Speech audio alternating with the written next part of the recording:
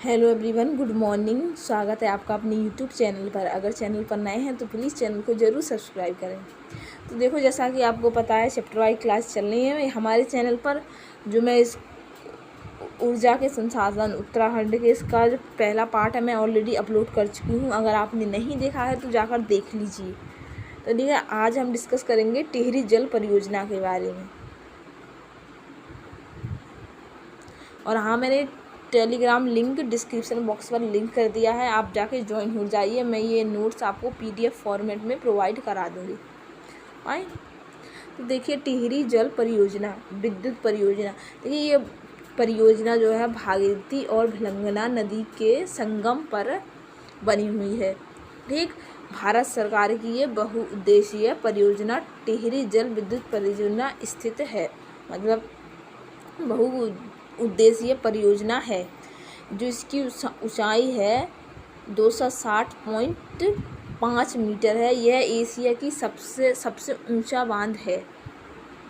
Asia का सबसे ऊंचा बांध है और विश्व में इसका चौथे नंबर पर आता है। ये ऊंचाई के मामले में याद रखेंगे आप ये बात, ठीक है। इसकी ऊंचाई वैसे पूछ ली जाती है। इस योजना की विशालता को देखते हुए, मतलब इसकी जो ऊंचाई को देखते हुए, इसे राष्ट्र का गांव की संज्ञा भी दी गई है। क्योंकि जब ये टिहरी विद्युत परियोजना बनी थी तो इसमें गांव, मतलब इसमें कई सारे गांव भी डूबे थे, इसलिए इसे गांव की संज्ञा भी दी गई है। फाइन। तो देखिए सॉरी 1972 में केंद्र सरकार व उत्तर प्रदेश सरकार, यूपी सरकार की जो संयुक्त परियोजना को योजना आयोग ने स्वीकृति प्रदान की, मतलब इजाज़त दे दी। अब आया 1978 में उत्तर प्रदेश सिंचाई विभाग ने इसका निर्माण करना प्रारंभ किया। कब? 1972। याद रखिए डेट, कब शुरुआत की इसकी, मतलब बनने की, निर्माण की 1978 में। ठीक है। फिर इसके बाद क्या होता है, 1988 आया। फिर टिहरी हाइड्रो डेवलपमेंट कॉर्पोरेशन की स्थापना हुई और इसके निर्माण की जिम्मेदारी इसकी जो जिम्मेदारी थी THDS को सौंप दी गई। और इसके अतिरिक्त जिन लोगों के घर छूट चुके थे, मतलब जिनका विस्थापन कहीं और करना था, तो उनका जो पुनर्व्यास है, मतलब उन्हें दोबारा से बसाने की जो जिम्मेदारी दी गई थी, सौंपी गई थी, किससे? THDS को, मतलब टिहरी हाइड्रो डेवलपमेंट कॉर्पोरेशन को। ठीक है। तो अब देखिए क्वेश्चन कैसे बनता है। मेन बात ये है, जो इसका डिजाइन जो था, किसने मतलब बनाया था टिहरी बांध का? प्रोफेसर जेम्स बून ने तैयार किया था। इम्पोर्टेंट है, क्वेश्चन बनेगा या बन सकता है। इसी तरह से बन सकता है कि जो टिहरी परियोजना बांध का डिजाइन किसने बनाया? तो प्रोफेसर जेन बून ने तैयार किया था। प्रारंभ में जब ये स्टार्ट हुई ना ये परियोजना, तो ये कुल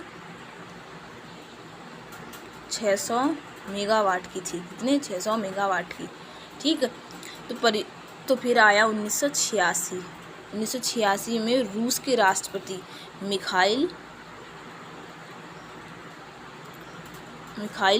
गोर्बाचेव भारत आए और रूस के साथ टिहरी निर्माण बांध परियोजना समझौता हुआ।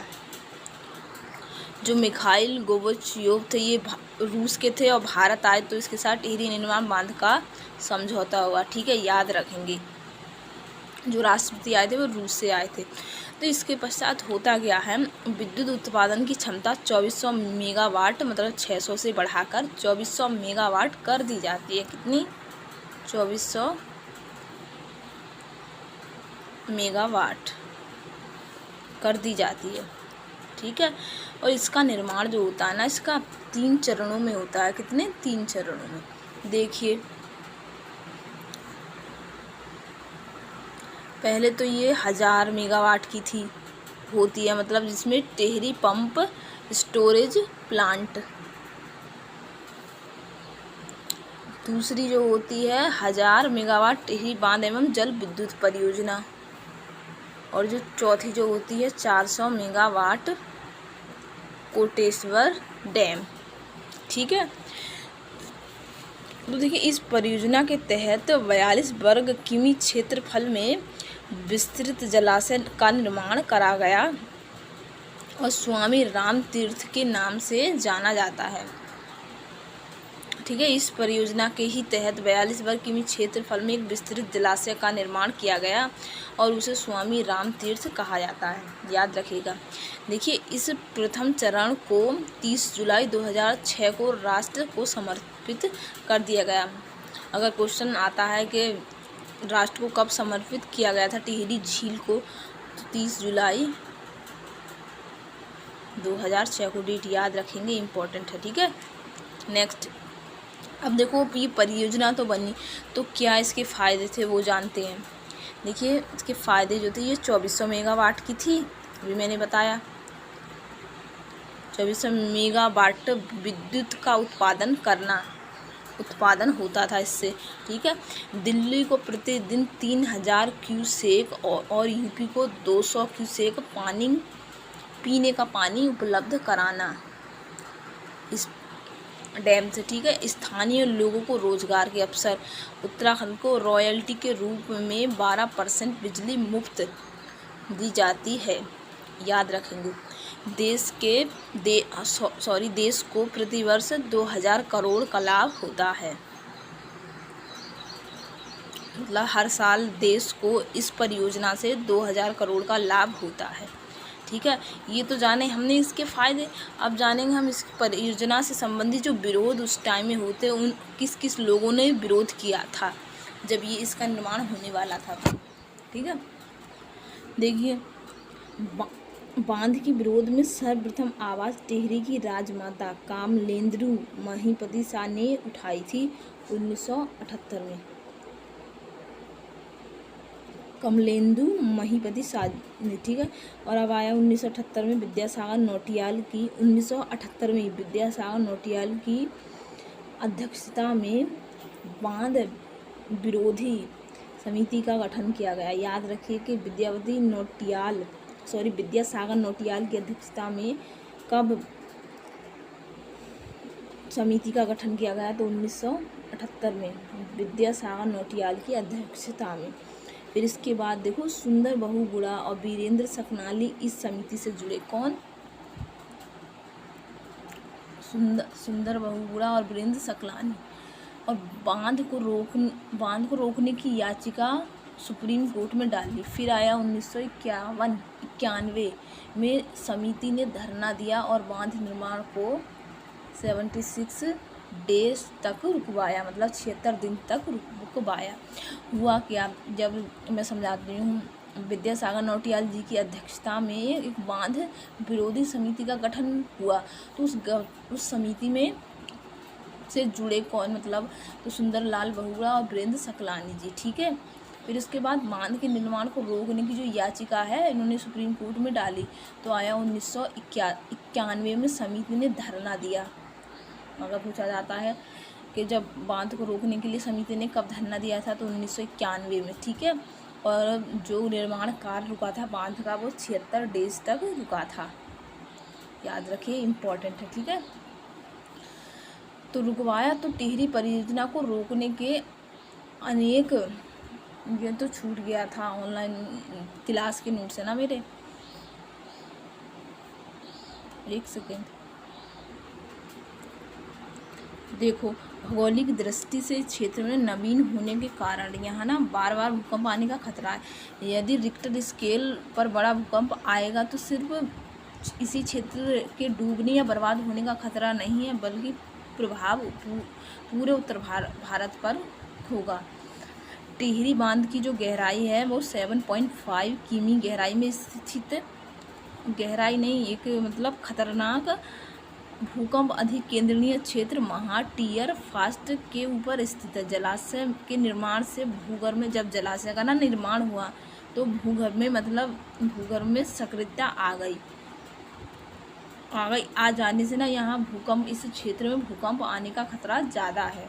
तो अगर भूकंप आएगा तो उसी क्षेत्र में नुकसान नहीं होगा, पूरे उत्तर भारत में इसके नुकसान का प्रभाव हमें देखने को मिलेगा। ठीक है, तो अब देखो, क्योंकि इसमें कुछ लाइन छूट गई थी ना, क्योंकि मेरी ऑनलाइन क्लास के नोट्स हैं ये।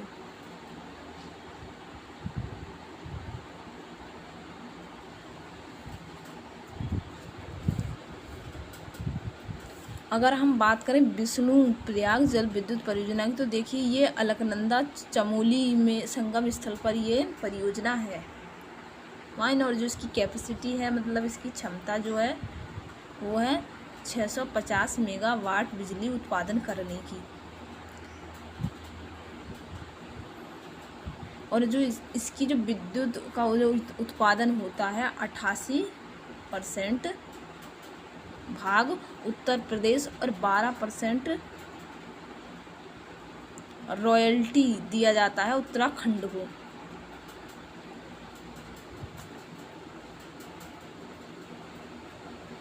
ये मतलब टिहरी बांध परियोजना के अंतर्गत ही आती हैं, इतना आप याद रखिए। अब बात करें धौली गंगा फेज 1 परियोजना की, तो देखो ये परियोजना जो है पूर्वी धौली गंगा नदी पर स्थित है, और जो इसकी विद्युत क्षमता है उत्पादन की वो 280 है मेगावाट।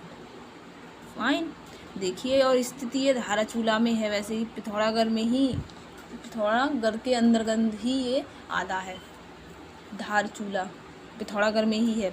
इस परियोजना को 2005 में चालू किया गया। कब? 2005 में, याद रखिएगा, इम्पोर्टेंट है। भारत का पहला कट ऑफ वाल तकनीक बना हुआ है। ये भारत की पहली परियोजना है ना जिस पर कट ऑफ वॉल तकनीक का इस्तेमाल किया गया है। क्वेश्चन बन सकता है इसी से कि कौन सी वह परियोजना है जिसमें कट ऑफ वॉल तकनीक का इस्तेमाल किया गया है, तो आप याद रखिए धौली गंगा फेज 1।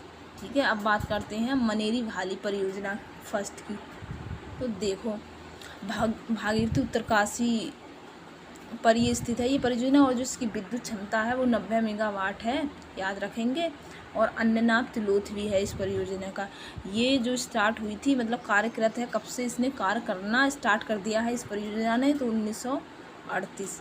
ठीक है, तो ये तो हुई फेज 1 की बात। अब बात करेंगे हम फेज 2 की। धरासू, जो कि मनेरी भाली की सेकंड परियोजना धरासू। इस परियोजना का निर्माण जो हुआ था 1976 में हुआ था। कब? 1976 में। और जो इसकी विद्युत क्षमता है वो 204 मेगावाट है, याद रखेंगे।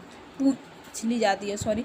इसका कार्य जो था धन के अभाव के कारण हुआ क्या था, जब इस परियोजना का ना निर्माण हो रहा था तो पैसे ना होने के कारण या धन का अभाव होने के कारण इसका जो काम था ना निर्माण का, वो रोक दिया गया।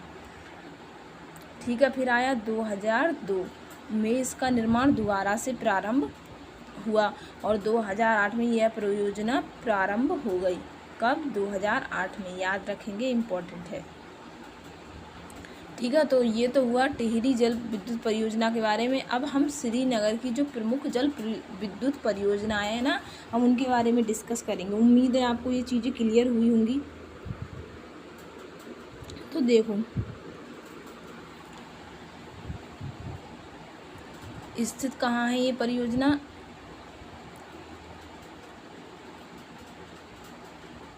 अलकनंदा पौड़ी विद्युत, अलकनंदा में स्थित है, जो कि पौड़ी, और विद्युत उत्पादन क्षमता 360।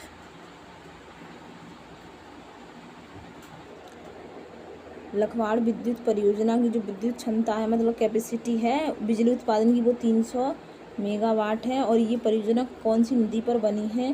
तो ये यमुना नदी, जो कि देहरादून में है, वहाँ पर है। अब बात करते हैं लोहारी नागपाला। तो जो इसकी है 600 मेगावाट बिजली ये उत्पादन करती है ये परियोजना। और ये नदी किस नदी पर बनी है ये परियोजना? भागीरथी नदी पर। अब देवसारी परियोजना, इसकी जो विद्युत क्षमता है वो 300 मेगावाट है। और पिंडन नदी, जो कि चमोली में स्थित है, वहाँ पर ये परियोजना बनी हुई है।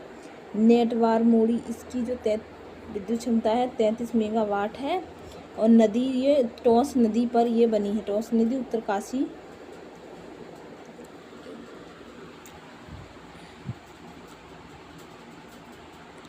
उत्तरकाशी में स्थित है। अब बात करते हैं जखोल सरकारी परियोजना की। ये 35 मेगावाट की है।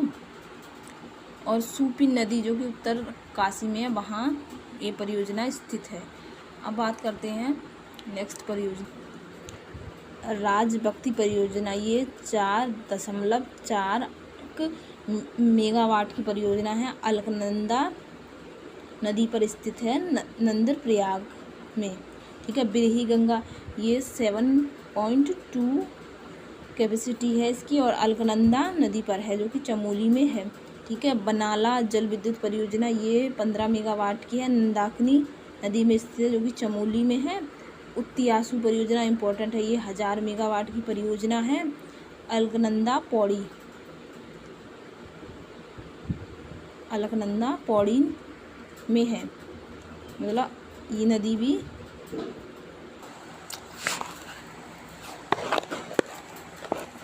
कोटली भेल परियोजना, ये 1000 मेगावाट के गंगा नदी और नदी पर टिहरी गढ़वाल में स्थित है। ठीक है। अब लाहौर खेत, ये 4.8 मेगावाट की है, मतलब इसकी क्षमता रामगंगा बागेश्वर पर स्थित है ये परियोजना। अब बात करते हैं छिरकिल्ला, ये पूर्वी धौली गंगा और धारचूला में स्थित है ये परियोजना और इसकी जो कैपेसिटी है 1.5 मेगावाट की है। अब बात करें कुलागाड़ परियोजना की, तो देखो इसकी जो कैपेसिटी है 1.2 काली नदी पर स्थित है ये परियोजना, जो कि धाराचूला के अंडर में आती है, मतलब पिथौरागढ़ में काली नदी। कुल्हाड़ परियोजना, अब देखिए ये इसकी कैपेसिटी जो है 30 मेगावाट के टोन्स नदी, जो कि देहरादून में स्थित है। ठीक है। कोठार परियोजना, ये कोसी व अल्मोड़ा में है, ये कैपेसिटी इसकी मेंशन नहीं की गई है इसमें, मैम लिखवाया भी नहीं था शायद। पाडली बगौली परियोजना, ये जो है चमोली पिंडर नदी में स्थित है। कांटा तपोवन, ये धौली गंगा चमोली में है। हनोल मोरी, ये टॉस नदी जो कि देहरादून में है, वहाँ पर है ये परियोजना। दुनाब परियोजना पूर्वी नियार पौड़ी में स्थित है ये परियोजना। मेलखेत, ये पिंडर नदी में स्थित है। ठीक है। और हैं 2-4 क्वेश्चन के बारे में जान लेते हैं। संगोली भटवारी परियोजना, ये मंदाकिनी नदी पर स्थित है। छिरकिल्ला जो है पूर्वी धौली गंगा पर स्थित है। किसाऊ विद्युत जल परियोजना देहरादून में है, इम्पॉर्टेंट है, एग्जाम में ये कई बार आ चुकी है। और कहाँ, टॉस नदी पर स्थित है और जो इसकी मेगावाट है 660 मेगावाट है। और यह यूके और हिमाचल प्रदेश की ना संयुक्त परियोजना है। कौन सी की संयुक्त परियोजना है किसाऊ परियोजना।